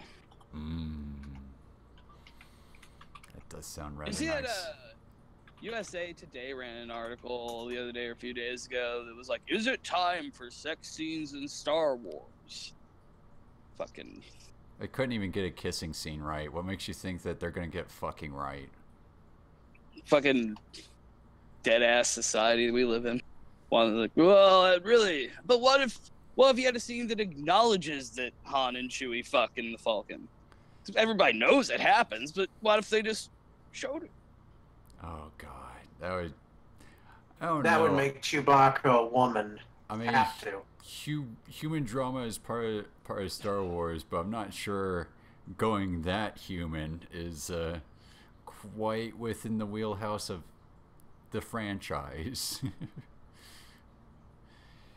it would definitely throw me for a loop. That's for sure. Especially considering that they almost wound up with a plot line that would have turned into incest, except Leia gets with Han in the end. So it's okay. Well, what they don't tell you at the beginning of The Force Awakens is the reason their marriage broke up is because she left him for Luke. Ew. What? What? Huh. No, that's not. It's in one of the new Marvel comics. Wow. That's in one of the new Marvel comics? Maybe Yeah, we it's should part of call this. Nathan Larson and give him an apology. Yeah. He's Holy apparently shit. not the scummiest person in that part of the woods. There are a lot of people. I just made that up. That's completely fabricated. Yeah. But I just don't like this new Disney Star Wars shit. Except I did like The Last Jedi, but everybody else hated it. Yeah, I just want to lean into the bit. I'm just kind of like, why so many B plots? I mean, you had the kind of like daisy chain B plot story structure in 5 and 6, but it doesn't really work here because those kind of resolve in episodic fashions, like having mini episodes within the episode. I mean, what's next? Are we going to see Shia LaBeouf, Qui-Gon Jinn? Oh, if they ever bring back anything from the extended universe, I think I might just have to scream. Because they can't get the basic canon right. What hope do they have of working with the extended universe? It would also ruin my dream of a band, my favorite dream band name, which is Kal Katarn in the extended universes. Oh, that would be nice. Anyhow, they fucked up Dark Force. I was able to pretend that Dark Forces was still canon until Rogue One came out. They replaced Kal Katarn with what's her face and that guy and some other people who I don't remember at all. Yeah, it's hard to have human drama when you don't even set up your characters. Kathleen Kennedy. Or maybe, could you guys get maybe like an AD or DP of some, somebody who knows how to frame a shot? I think it was a bold move to make a Star Wars movie with the premise, what if Star Wars was boring? But Oh god. I don't think it really paid off. Yeah. I think there's been also reports that the new Solo movie has fantastic cinematography if it's shown in the right theater. Yeah, that's what I heard. Yeah, I've heard some people say it looks really good, and other people saying they couldn't tell if like the projectionist was asleep. That's worrying. Yeah, if they can't master the negatives and get the reels to print and to the cinema and Well, they're all digital. yeah, that's the thing. I'm thinking in terms of analog, but it's numbers and code now, so the possibility of that fuck up is even more remote nowadays than it was back when I used to work at a movie theater. Admittedly, his we defense- used very outdated equipment and we shut his down. In its defense, that corporately crafted 3.5 down to the letter scientifically made simulation of a film did have a lot of production problems, so they probably were really tight on time when they're doing color correction, and maybe the Blu-ray will look better. I don't know. I'm not going to see it because I'm done with Star Wars. Yeah, I'm on the same boat. I'm just done. The Last Jedi broke me. I'm I'm gonna not be gonna honest. say I liked The Last Jedi. It didn't all gel, but it was at least ambitious. It was trying to do a bunch of new things. It was trying to do maybe too many new things. But I'll take an ambitious failure over a competently made bore, which is what everything else they've put out is. Yeah, that's some hot take. Had some of the best shots in the series. Yeah. Ryan Johnson knows how to frame a shot. He knows how to use colors. Yeah, there's a lot of colors, a lot of appropriate blocking, and it's just, if the script had been better, if they had managed to tie things together, just, don't waste the audience's time that much. Yeah, I could feel like see it becoming like a Cinemat classic alongside, I don't know, not 4 through 6, maybe like 3. I don't know. if you took another couple passes, maybe trimmed out like probably not much, like maybe just 5 minutes of that movie, just to like tighten elements up, maybe take some scenes that just didn't need to be separate scenes and put them back together into one scene. I think you could get the third best Star Wars movie is in there. It's just I think it really lost it in editing, because I think the new cast is great. I think Kylo Ren's a really neat villain. Adam Driver's right. good. There were too many subplots happening. They jumped around too much. They intercut too much, and they were trying to do the Empire Strikes Back style, but they went too far. And Where there's the Empire Strikes Back's also like 2 movies happening, but they're like 3 movies. There are also like really weird casting decisions. Like, I mean, when I see Laura Dern on a screen, I'm half expecting Isabel Rossellini to pop out of the bushes naked, or a backwards talking short person, dancing on a checkerboard tile floor, and none of that happened. It was just, oh, I'm in command. I'm making a lot of errors. I'm breaking rank. I'm demoralizing my own troops. Here I am talking to someone who's immediately below me in the chain of command and talking shit to them, to one of their guys who's below them. You know who would have really worked in that role? Carrie Fisher. Because why did you split Princess Leia into 2 characters? Is all you ended up doing. She wasn't different than Leia. She was just purple hair. Leia, she was, color swap Leia, palette swap Leia in a fucking fighting game. Except, oh man, I mean, she fulfilled the same narrative role. Why did you need? Well, you needed 2 Leias just because, well, it's a waste of Laura Dern, who's awesome. Yeah, I love her stuff. I love her work. She should do more of it, but not in the Star Wars canon. Oh no, in Star Wars, fine. Just write a character for her instead of just giving her like half of Leia's lines. Yeah, definitely. Leia's here? She's fine. Why did she need to delegate a second in command for some reason? She's the boss. Let her do the boss stuff. Maybe Leia, she could have a conflict with Poe Dameron that she can't tell everybody everything, and he needs to learn to respect her because she's Princess Leia and she knows what she's doing. But instead, they gave it to a person that had never appeared in this story before. There's a really good Star Wars movie in there. They just put too much shit in it. I guess Laura Dern called and they're like, oh wow, we get Laura Dern. Oh fuck, we already finished the script. What are we gonna do? Let's just shave a piece of Leia off. Well, don't worry, Carrie. We're gonna make it back up to you in the next movie. Oh damn, that was edgy. Only the spiciest memes. Fucking Carrie Fisher would have appreciated that joke because she was a fucking edgy person. She was an edgelord. She was beast mode 420 until the day she died. She kicked ass. Yeah. I don't like all this Slay Queen shit. That's like, oh, Hillary. No. Carrie Fisher was everything that people think that Hillary Clinton is, and also like a good enough person not to become like a warlord. Yeah, man. I'll take banging married dudes and doing fat rails over Hillary Clinton any day. Yeah, she fucked John Belushi. That's awesome. Yeah. And she was in the Blues Brothers because of that. Yeah, they dated for a while. She wasn't shallow. She's great job in that movie.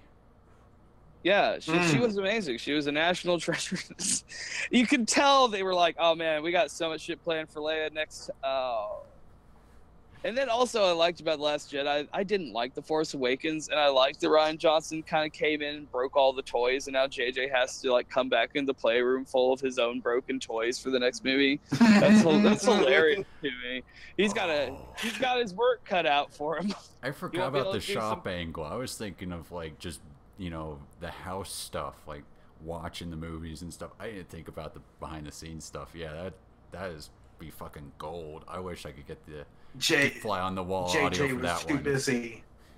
JJ was too busy, you know, planning out Clover 2. Yeah. Electric Boogaloo. I wish they just, I don't know. I like Cockroach Kaiju. Yeah. There'll probably be a Star Wars Kaiju movie in a few years. Oh, that would be weird. I guess there's gonna be a Darth Maul's back in movies now. That's a thing. Ooh, that'd be more interesting. Rather than the character, more so, because they didn't really introduce Darth Maul's species any. You don't really see them until 1, and he's the only guy you see, and it's like, what is this? It's the Brock. They're from Dathomir. Yeah, but they never. I like they brought Dathomir back into the canon. Yeah. And the Night Sisters are canon now. That's cool. So they do keep. I mean, I don't know if you watch the cartoons. The Clone Wars is a really good show. The CGI one, not the Tartakovsky. Yeah, I agree. Yeah, I did watch a few episodes of Clone Wars. It was well done. Yeah, and by the end, it's like, why George? You know, this is a fucking kids show because there's a lot of dismemberment and like genocide in this kids show, and it's not like other shows where they kind of, you know, dance around it. Like, it's fucking brutal. It's awesome. Oh, yeah. It's like a real Star Wars. It doesn't like. It's not like, ooh, it's so edgy for adults. You know, it's like PG-13, fairly mild. I mean, it's fucking. It doesn't hold back about it. Yeah. And lots of people, lots of named characters dying. Yeah, there's a scene where they're now cut this part, but where fucking Darth Maul comes back and he has his brotherhood. It's the most Star Wars name in the world. Savage Opress. Oh God. Star Wars is shit, and they're both like going around like they take over Mandalore and they become Clone Wars and they run into some Jedi and some other named character, and they get into a big fight, and one of the Jedi named characters gets like killed because he's the same thing Darth Maul is, so he has horns on his head, but he's got bigger ones. He just like slams and impales her against the wall. This is a fucking afternoon's kids show. It's awesome. Oh man, I was from the age where they would always show the sanitized stuff on Toonami. If that stuff had come across like my grandma's satellite dish, I doubt I would have been watching too much for much longer at that age. Yeah, it's not that Funimation, no guns and nobody dies in G.I. Joe shit. Yeah, you gotta have a little bit of stake in it. I mean, even for kids, even in an episodic format, you still got to have some consequences. Like, the Paul Dini anything, really great treatment of the subject matter of loss and the permanence of loss. In children's shows, no less. And that's great. I always just wonder why, because I remember when I was a kid and it was always the shows that would do that I would like the most. I don't know why they think that kids don't like cool shit. Yeah, it's like confront kids with kind of heady topics for them and just package it in a kid-friendly package rather than, I don't know, getting rated 18 nasty with it. Yeah, you can tell almost most of the same stories. You just just depends on how long the camera lingers on this or that. Yeah, it's a great thing. You can go back to the editing room if standards and practices is like, okay, you're holding too long on this shot, we don't think that we can allow it to air on this slot. You can just go back to the editing room, cut out a bit, resubmit it, and Bob's your uncle. Oh, when you've heard of when Hasbro commissioned like a Japanese anime company to make the G.I. Joe animated movie, right? Yeah, they killed and they had to change like at the end, there's like an off-screen voice like, "Don't worry, the guy who died earlier is gonna be all right." I mean, Hasbro executives utter shock when they saw this, and they're like, and the Japanese anime company's like, what? This is real war. Yeah, war happens. You know, Yeah. people die. I mean, there are even children's books that are meant for younger demographics than that. Children's series, and they deal with the fact that war is kind of brutal and it hurts people, and you know, sometimes might even kill them. And I mean, it they would don't have been directly mention it, but it's kind of like the game of war. So what I'm thinking of, they don't directly mention people dying in war, but it's hinted that there are worse consequences than getting a black eye or a knot on the head. Yeah, yeah. It does seem like I had to. Yeah, so many people my age are just and older, just like real into cartoons, like Kids Adventure Time, Steven Universe, whatever else. I was doing that for a while. Then at one point, I just had like, dude, you maybe watch some like shit that's made for your age demographic. But there's just not much that interests me because I like genre fiction and bright, shiny colors, I guess. Yeah, and Hannibal's really good. I couldn't. Well, you mean the TV show Hannibal? Yeah, not the movie. That's hentai is actually the last art form that's being made with serious narratives with adult topics written for adults. Yeah, it's kind of sad when you can't even get good seinen or shonen anymore. It's just all the same rehash. No one of my plot, friends, no structure. One of my friends showed me a screenshot from some YouTube thing, some anime thing, so that her boyfriend watches, and all the comments. I guess the show's about like a 13 or 12-year-old girl who's like got depressed. It's an anime though, and it's just all these fucking posters about how they want this, you know, perfect waifu. Oh, she's so moe. It's like, Jesus Christ, how infantilized have we become as a people? It's like just. I mean, get over 3D PD and just find somebody to watch your cartoons with, okay? People are like, I need a waifu, and it's like, get a real waifu. That's they even covered this in one of your beloved cartoons, where the ugliest professor's like, hey, that's my waifu, and they're like, what? This guy's too ugly and awkward to have a wife. And then she shows up at the end. She's like, he's my husband. Or, you know, just consider the fact that Carrie Fisher dated John Belushi. Give yourself a little hope. Yeah. Don't listen to that fucking prissy middle-aged Canadian professor who's telling you about she-witches and telling you to clean your room. That's not going to help you. Oh, yeah. Unless you are just parentally neglected to the point where you have prolonged your adolescence way past your late teens, Peterson's probably not going to be of much help. But if you're one of those people who's just in that rut, I mean, he would have been Stephen Covey like a decade or two ago.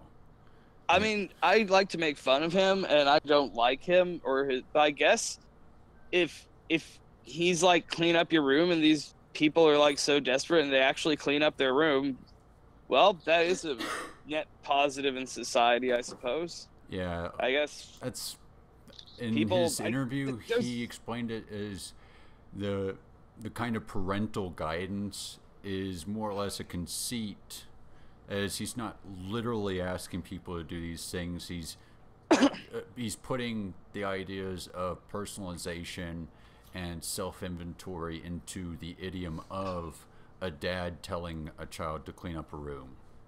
It's just kind of more like, you need to take ownership of the things around you. You need to take ownership of your life. And instead of lecturing that into people, he just says, clean up your room, and people get the point. That's why I love metathesis. It's one of my favorite linguistic concepts. You can just take a big giant message, package it into a small phrase, and people will still get the semantic content. Yeah, it does. Yeah, it has bigger carryover, and yeah, it does represent bigger concepts. It's weird that I guess it's just strange to me that, and I guess ties in with like, because all these people are probably the same people who have waifus and it's a lot of the waifu crowd. Yeah, and just this kind of like weird infantile version of the adult male that's kind of not feminized, just infantilized. Just I mean, they see women doing these things, and being men, particularly, heterosexual men, they want to be where the women are. And they haven't absorbed a lot of those ideas, and they don't think about, okay, maybe I should be doing something differently, because there's no role. It's just there's the feminine, and then there's the defective feminine in this new feminist milieu.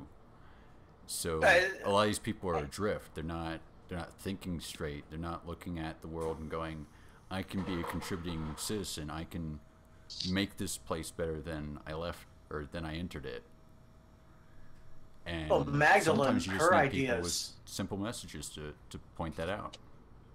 Magdalene's idea of what feminism is totally not feminism.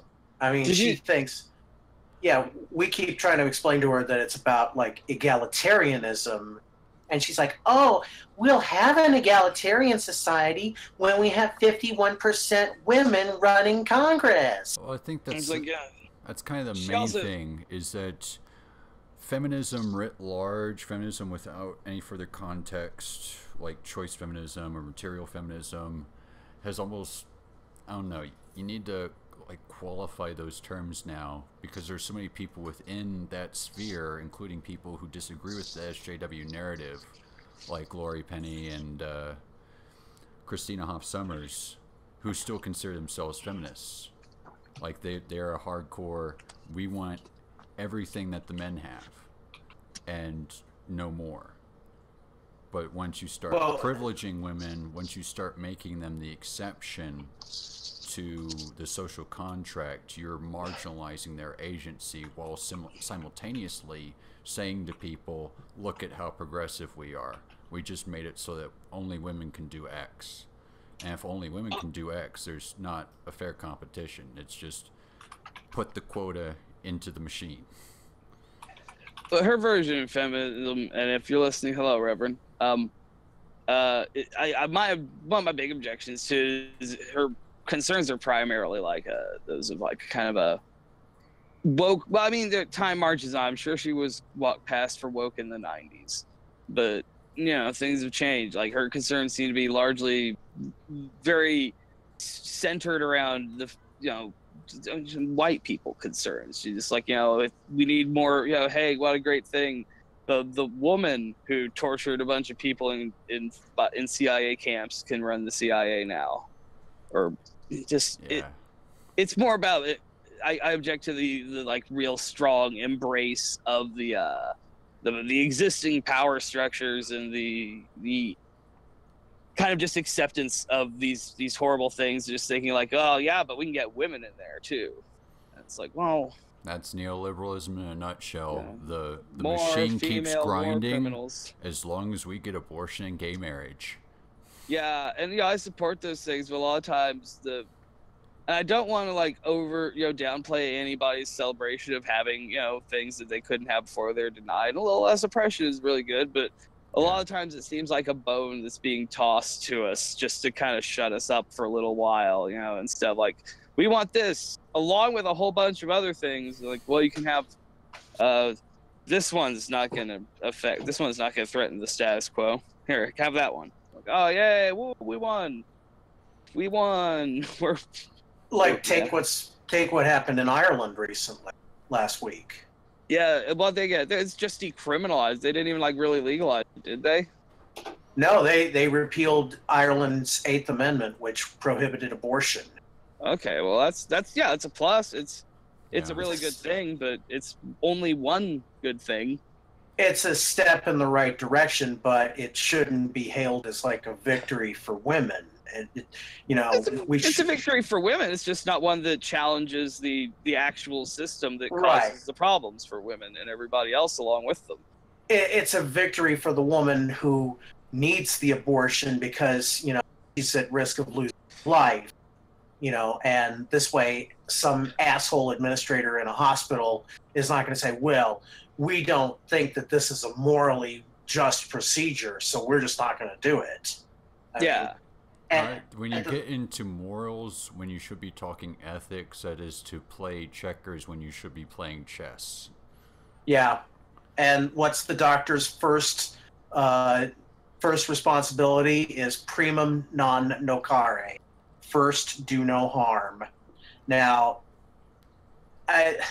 the culture that I think that Hillary want is abortion on demand, and that's not, you should not look to abortion as a form of birth control. If you want birth control, go, get the pill, wear a damn condom. I think that's I'm in favor main of thing. abortion on demand, but I think it's kind of sloppy. I mean, if you are using it as a form, Yeah. in the case that you are doing that, well, I mean, if you're doing that, you've got a bunch of money, because abortions cost a lot more than condoms. Yeah, even the chemical stuff. Even like if you're still in the first trimester, not showing that much, and you're just like, I want to get rid of it. You just go over, take a pill, but that one pill costs a lot more than, say, 30 days of birth control. Yeah. Or an implant. Yeah. Well, maybe But not also, more than an implant, but over the lifetime of treatment, that would be more than an implant. Well, I don't scold anybody about that, with the law at least. So, if you fuck up, whatever, get the little sucker out of there. Fuck them. If it's a case of rape or incest, or if it's a case where it's an abusive husband and the mother does not want the husband to know that she was pregnant. Oh, you realize what's going to happen if you place that qualifier on it. Yeah, because you're going to wind up with an increase. Right. You're going to have an increase of misreporting of domestic assault, because you create a perverse incentive. Yes, just who cares? Who cares if you get an abortion? That's between you and the doctor and whatever moral responsibility you feel you owe towards the universe. As long as in your own personal views. Talk to the obstetrician. The obstetrician takes a look and goes, "We can continue with this procedure," or "There's danger to your health or the health of the fetus," and something like that. Yeah, you should have every right to enter into that legally binding contract with that medical professional to have that service performed. No doubt. That's outlined in Roe v. Wade. That's just settled law. And I don't get where a lot of people want to enact trap laws. And the thing is that trap laws historically don't have a good time in court. People look at them and they look at trap laws the same way they look at, slap suits. For the benefit of our audience, can you clarify what a trap law is? That's the targeted restriction of abortion providers. And it's essentially, they put up onerous regulation on these places to have gurneys or to have emergency admittance, when a lot of these places are not, what do you say? Hospitals. Well, they're not hospitals. They don't. I mean, they are hospitals. They are places where health professionals consult and perform surgical remedy, but they're closer to your dentist's office than to like a big hospital, though. Like it's not a big. Yeah, they have the specialized equipment required for the job. They don't have a CAT scan machine or anything. They don't have the machine that goes ping. Yeah, you definitely don't want to CT around that sort of thing. Ultrasound works beautifully and doesn't pose a risk of harm to the fetus. I mean, it's a lot more cost effective too for a smaller, local kind of single purpose medical. Well, Kentucky, they put these regulations on them so that they have to own all this extra stuff they don't need and all these redundant systems just to make it impossible for them to operate. And the thing is that under the necessary and proper clause, they have to actually justify that. That's the weird thing, is they pretend like they're constitutionalist trademark, but when you look at the necessary and proper clause, every law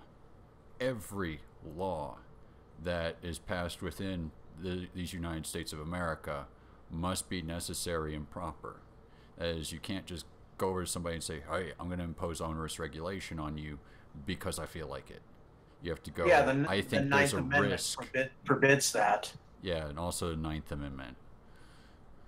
Yeah. You need clear and concise laws to deal with the issues underpinning those increased abortion rates rather than targeting abortion itself. Because once you start targeting sectors, you can kiss your free market libertarian reputation goodbye. At that point, you're just another fiscal liberal. And as much as the GOP likes fiscal liberals, I don't care for them. I'm going to be honest, I don't really care for them. Talking about blue dog Democrats like Ben Chandler? Yeah. Yeah.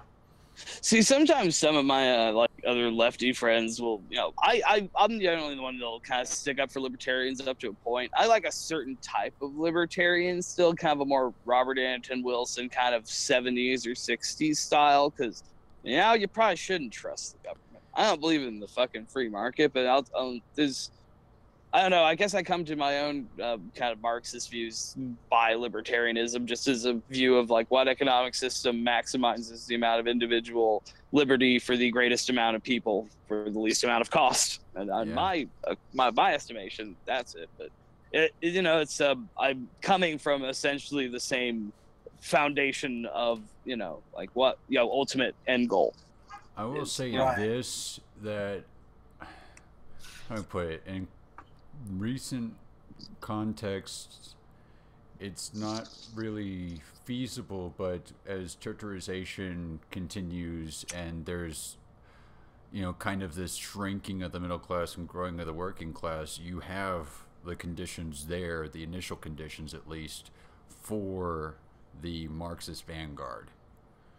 Also, I think it's overlooked that there's a potential for the kind of a atomization of labor in the gig economy to lead to kind of a emergent of workers organizations of gig economy workers who don't work for anybody in order to ask for increase get more shit out of the people that are nickel and diming us, like, hey, just drive your Uber and you can go do like your 2 other app jobs that we don't give you any benefits for. That's the one thing I'm on board with is fairly liberal minarchist, is we gotta get these what they call them bullshit jobs and convert them into something that people can actually do. And it's like, if you look at the hourly that you have to pull in order to make what is essentially minimum wage on Uber, it's much more resource intensive than just going and checking out the cubicle farm. And this disproportion in the material condition, I gotta be honest, might lead to some working class dissatisfaction, something that people will have to focus on rather than the middle class. Because I don't know if it's my pet theory, I don't know if I'm just spouting on, but it seems to me like the focus on the middle class is what shrank the middle class. Because you wanted the Democrats and the Republicans kind of wanted to laser tweezer the middle class into place and go, don't ever change, don't ever shrink, don't ever do anything except be the middle class. As a member of the lower class, I've always resented the Democrats for that. But like, as you hold that pressure on the middle class, it starts shrinking, because pretty soon people start dropping out of the system because you're imposing all these regulations to try and keep this thing in stasis. But more and more those regulations are just causing the whole bubble to collapse. Like if you start saying, well, we're going to favor tax policy towards this particular class instead of looking at progressive taxation, instead of looking at, okay, what can we do in our tax codes to ensure that we at least get a Pareto efficient system, rather than, the top 1% of earners not paying anywhere near the proportionate amount of tax if you go by the Pareto efficiency scale. Take the budget nightmare that's going on in Frankfort, Kentucky right now, and where they've got the $3 billion pension crisis, and their proposal is to tax gym memberships, veterinarian visits, and what else? Auto repairs. These are markets that you really do not want to impose sumptuary restrictions because they involve maintenance. They involve, I mean, Necessary essentially things that people do in general to maintain their material condition. The minute you start taxing that as opposed to things that are inapposite of the material condition, like booze and cigarettes and that sort of thing, once you start taxing necessary goods, things that are necessary to maintain a material condition, that's when things really go off the rails and people really start getting pissed. Go ahead. And when I was told to, like, you know, like, maybe you can enlighten Rocknar, and I started like, I feel like your goals are much more in line with mine than hers are, actually. Yeah, I'm okay with talking. And you haven't even seen my congressional either. Yeah. Sadly, I was nowhere near as popular as Nathan was. But... Well, you know, you went. Not all. Wait, who's who here? I apologize. I'm on my phone and on my computer, so I can't see faces lighting up. I've never actually heard either of your voices. I'm Rocknar. Oh shit! I'm sorry. Okay, yeah. Well, still, yeah. I feel like, yeah, same. Yeah. Okay, cool. Reprocessed now. Okay. I had to do the Rick. What was it? Which guy? The Republican debates was the one who repeated the same line like 3 times. Oh. Florida boy. Well, shit, that was Andy Barr in my debate. Please clap. No, not Jeb, not poor sweet Jeb. It was the young one. Rubio. Yeah, Rubio. Oh yeah, Mr. Roboto. That was awesome. I can't even believe I forgot about that because that was such a meme. The 2016 Republican debates was my favorite TV show ever. Or my favorite when Cruz asked Rubio to ask the audience or to ask him what he said. It's weird, and his rendering of the phrase is filled with grammatical errors, but it's conversational, you know, it's informal. I should go back and rewatch all the debates. Stead, which is a formal pronoun. That's obviously where people start jumping on his case, because once you start throwing around the TV distinction, you better have all your usage and grammar absolutely perfect all the time. When in reality, if you use a to conjugation with usted, the person you're speaking to is going to understand, okay, you meant to use the third person singular conjugation instead. I don't really care. Continue.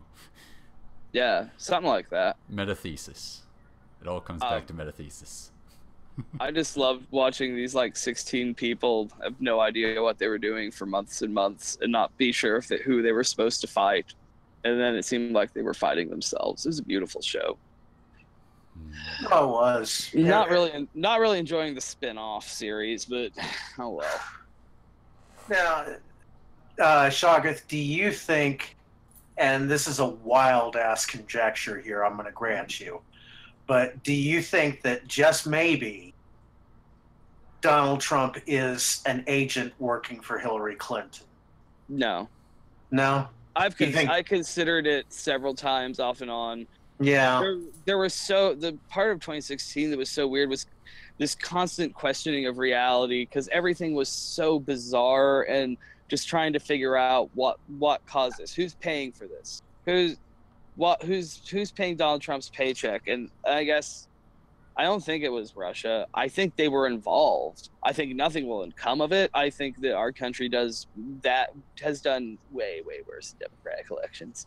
But that doesn't mean it's okay for them. But, you know, it seems like mostly they just bought a bunch of meme farms and influenced some of his shitty advisors. But I don't think they bought the election. I'm much more concerned about any influence they might retain on him than what they had during the election. Oh, well, if they're bribing him over a damn P tape.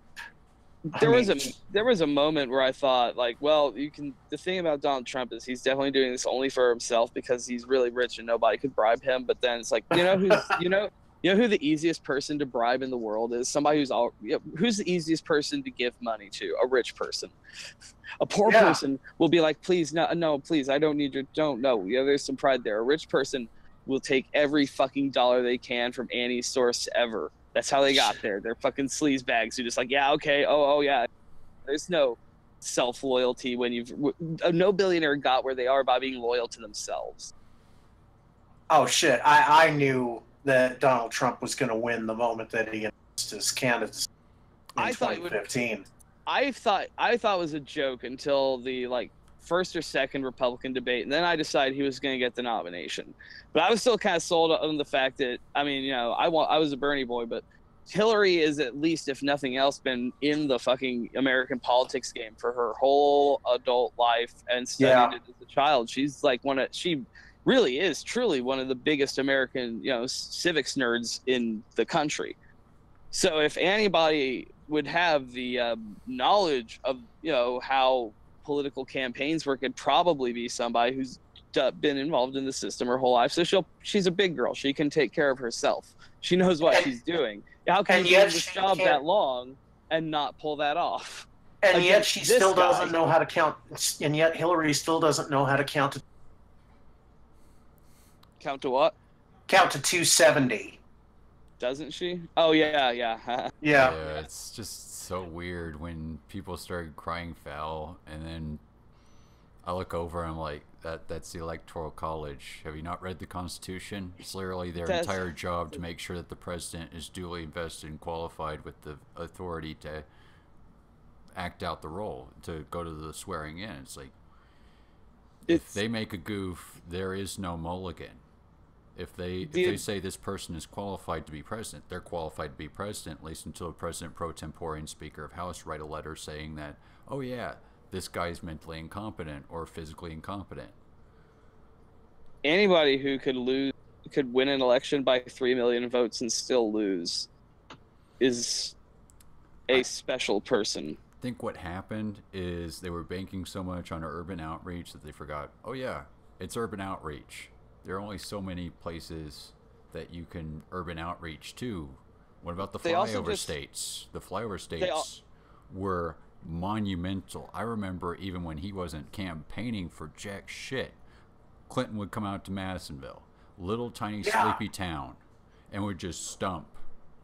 And it might not have been my cup of tea at the time. I think my political leanings had more or less distanced from centrist democratic policy, but the fact that he would even put forth the effort and go, hey, I'm here because a candidate from my party really wants your vote and I would appreciate it, that's a good sign. That's engendering goodwill, and that's something Clinton could not do if her life were dependent upon it. Yeah. Oh, she hates the rural voters. She didn't really try that hard. She just sat back. One of their big things that fucked them up was they were just trusting that Trump would alienate so many Republicans, and they just come and vote for her, the person that they've been fucking demonizing in the media for years and years. You mean the person who fed Trump money to beat Cruz? Yeah, yeah, I got it right. It's like when your ringer loses to the disabled guy. Yeah. She thought is hey, I can. This would, of all the people in this race, who would be the easiest to beat? And she completely misread the room, because which is the worst. And Cruz Trump was establishment GOP. People were tired at that point of the establishment GOP. If Cruz had won, Hillary knew her goose was as good as cooked. Yeah. If she were to go into that and then basically turn into establishment GOP while trying to run to the left of Cruz, it's just not going to work. So she was like, who can I find the most boisterous, uneducated, pompous, political outsider, buffoon that I can think of? And she looked over at Trump, gives her husband a tap, he talks to him, Trump considers running the very next day. And it's he's got all the paperwork filed. You can't tell me that just happened, in situ. Yeah. I guarantee you, Bill showed up with the papers already done and was like, "Hey, could you put your signature on some stuff?" I totally believe that. I just don't believe he's an agent, because I don't think he's I think that he seems like he's really easy to convince to do things. Yeah. And he desperately craves validations. He craves more validation than like a white liberal dude going up to a trans lady at a bus stop who's listening to music on their headphones and tapping them on their shoulder just to tell them how brave they think they are. It's like that's the thing I never got is I could kind of roll in that circle a bit. You know, I'm just some queer mutt on the internet. But the minute it came down to what is this? Is this liberalism? Everybody was like, no, this isn't liberalism. This is leftism. And I just decided that's not for me. It's okay if you want to have your tea party. That's cool. Just leave me out of it. And then it became really obvious that they didn't want to leave anyone out of it. They didn't want to leave atheists out of it. They didn't want to leave gamers out of it. They were basically going into my house after I had basically washed my hands of their shtick and stomped around in their muddy boots. And that's when I start throwing fists, metaphorically speaking, of course. Well, that's Twitter, man. Yeah, that's just how Twitter rolls. Twitter's the biggest pack of jackals in the world. Exactly. Sam, you got a new card that I'd like to put up on the in show prep links. I gotta bounce you guys, but it's been fun talking to y'all, and I'll probably come back on if you invite me again. You're welcome anytime. Yeah, I mean, you know what we forgot to give. You know what we forgot to give out at the start of the show, and that link streamlabs.com/rain delay radio, and we got the donation widget up and running, don't we? Yeah, we have the Streamlabs widget in there, so hopefully if somebody donates something, like I forgot to do the dollar test at the beginning. Oh boy. Oh. This is why I'm still a learning producer. I'm not ready for prime time yet. Oh, don't worry. Podcasting, there's no way they can't teach you. Even though people do teach classes on, apparently, fuck them. Just you fucking start your show, you know. Yeah. Anyhow, you can find me on Twitter at DRSHOGGOTH. Listen to Homo Vulgaris, my other podcast. It's on iTunes, Stitcher, whatever you fucking listen to. Our Patreon's up to $50 a month now. Oh, cool. Yeah, that's good.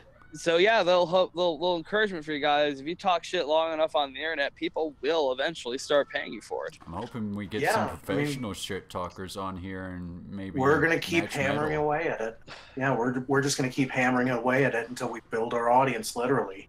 I'm kind of trying to always looking for a new cast to restart the Thorazine Urine Podcrust. Ooh, that sounds like a pretty good opportunity. Yeah, I don't know. It fell apart due to a variety of circumstances, all of which are very subgenius in nature and therefore stupid and meandering. Oh yeah. Shoggoth, can you see the link that we just posted? I'm on my phone. It's in my pocket, but I assume it works. Yeah. I'll actually just send it in the regular chat here. Give me. Pull out my phone, I suppose.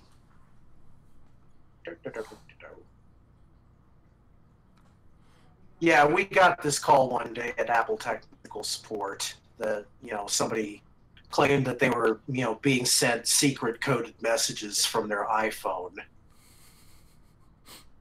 Yeah, that's one of the reasons I like Apple products.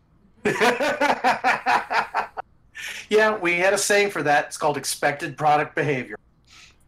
Oh boy. Yeah. I can tell you some stories, Shoggoth. You know what? If we had a little bit more time, I'd tell you about the time we accidentally outed a kid to his parents. Oh no! Oh no! That sounds like a good story, but it sounds like an amusing story. But next we'll time, save it. We'll save it for another time on that. Now, what do you call your show? This is Rain Delay Radio. Rain Delay Radio. All right. Yeah, I'll give you guys a plug on Homo Vulgaris and put a link to this. Awesome. Very much for the bump. To this episode. Thank you. No problem. No, thanks for having me on.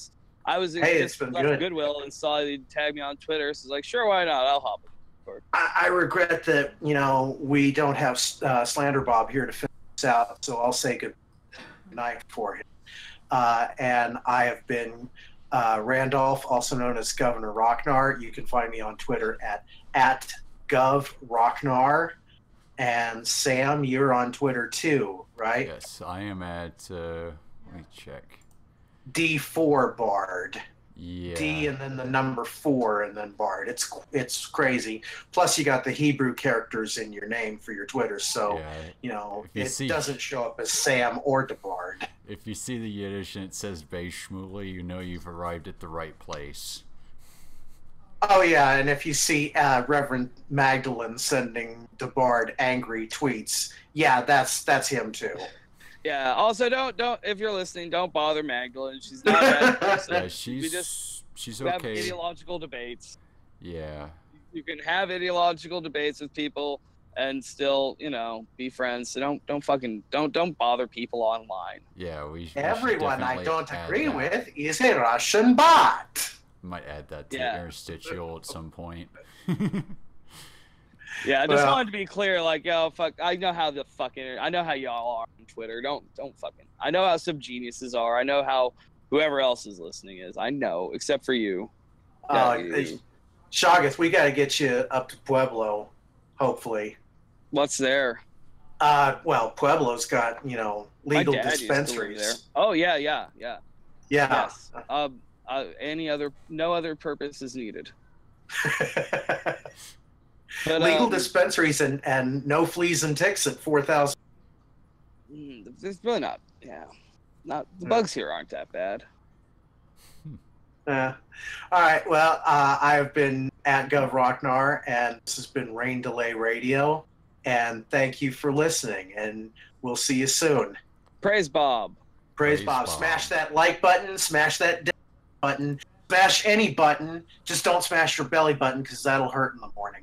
Repent, quit your jobs, and slack off. The world ends tomorrow, and you may die.